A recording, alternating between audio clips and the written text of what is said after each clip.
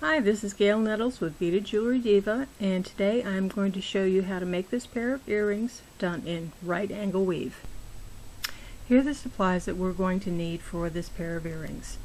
We're going to need needle and thread, and I'm using a size 10 beading needle and some Fireline thread. A pair of pliers, which we'll use to attach the earring to the earring findings. Scissors, size 11 seed beads, size 4 round beads, and size 6 round beads. Now the base pattern for this set of earrings is as follows. We've got a 6mm seed bead, 4mm seed bead, 6mm seed bead, 4mm seed bead. So that's the base pattern that we're going to be using throughout this entire set of earrings demonstration. Okay, so what I'm going to do is I'm going to tie this in a circle. I'm going to do a double knot so that I maintain the tension. There we go. Okay, at this point our working thread is coming out of this size 11 seed bead. So I'm going to put my needle up through the 6mm, draw it tight. Then I'm going to put my needle up through the size 11, the 4mm, and the seed bead, if I can ever get it through. There we go. Pull it tight.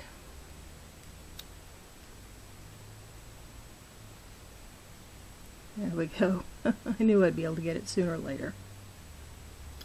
Okay. So to continue our pattern, what we need at this point is a 6mm size 11 seed bead, 4mm seed bead, 6mm. You see the working thread is coming out of this seed bead up here, so I'm going to go through the bottom of this one, pull it around in a circle, and there you've got the second cell. So let's do it again. Go up through the 6mm, then up through the seed bead, 4mm, and seed bead.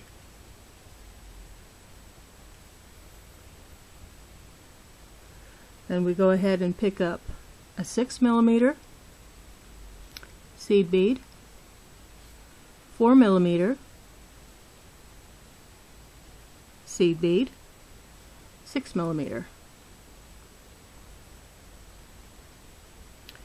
So let me flip this so the working thread is coming out of the very top from this bead.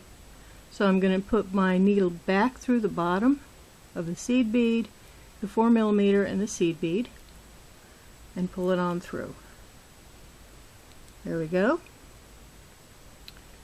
And what I'm going to do is I'm going to stop this right now, and I'm going to add the remaining two sections to this, and then I'll come back and I'll show you what we need to do to come back up and put on the earring finding.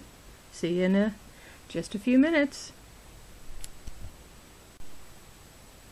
Okay, now I've got all 5 of these cells on here, or the sections, or whatever you want to call them. And my working thread is coming out of the very bottom. It's coming out of this seed bead right here. So what I'm going to do is, although in theory I could just go ahead and tie some knots and be done with it, what I'm going to do instead is I'm going to snake back up through this earring. And the reason that I do that is, for one, it's going to reinforce it. So it's, even though this Fireline is pretty darn near impossible to break, it can break, especially if you're twisting with your hair, or you get it caught in a comb or brush or whatever. Then you really need to go ahead and reinforce this. That's just common sense, I guess. I mean, in theory, I guess if you were using a double thread, you could get away with only getting one pass through. But since I tend to work with single thread most of the time, when I can actually get it to cooperate. Since I don't usually use the single, I tend to go ahead and reinforce my stuff. I figure that I would rather have too many threads go through, as long as I can get my needle through everything, rather than too few. And what I'm going to do is, I've got my working thread coming out of this seed bead right up here. So I'm going to string on 8 more. 1, 2, 3, 4, 5, 6, 7, 8. 7, 8. There we go. And what I'm going to do for the loop is, I'm going to go ahead and put it down through this seed bead right here, and then down through the 6mm. And that's going to form a loop, which is where we'll attach our earring findings. Now, of course, I need to reinforce this, so we're coming up through the size 11 seed bead, the 4mm seed bead, and then back up through the 6mm, and then once again through all the seed beads. Now, for the purpose of this demonstration, I'm only going to do this twice. In reality, for my own earrings, I usually go through at least 3 times. Again, I just figure it's better to have one too many passes through with the thread than one too few. Okay, now that I've got it coming out of the final seed bead, you see I still have my tail that I'm working with. What I'm going to do is, I'm going to tie one more knot for the tail. There we go, nice and tight. And I'm going to then tie off my working thread. So what I'm going to do is, I'm going to make a half hitch knot right here. I put my needle under the thread, make a loop, pull my needle through. See daisy. I'm going to go through the size 11 and the 4mm.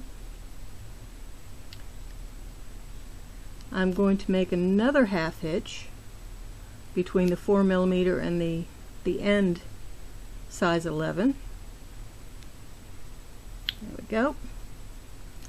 And put my needle through the size 11. Okay, at that point, what I do is go ahead and use my scissors to snip off all the excess thread. So, snip off that, snip off that. Now that I've found my earring finding, what I'm going to do is go ahead and attach it, or attach the earring to the finding. So what I do is, I take my pliers on the loop of the earrings, and I pull it up. Now, I don't pull it out, I pull it up. So I don't know how well you can see that, but it's pulled out to the side. Now I take my earrings and I fit it onto the loop. Then I take my pliers and go ahead and push the loop back into place, and there you go. Earring findings are on the earring, and here's its partner.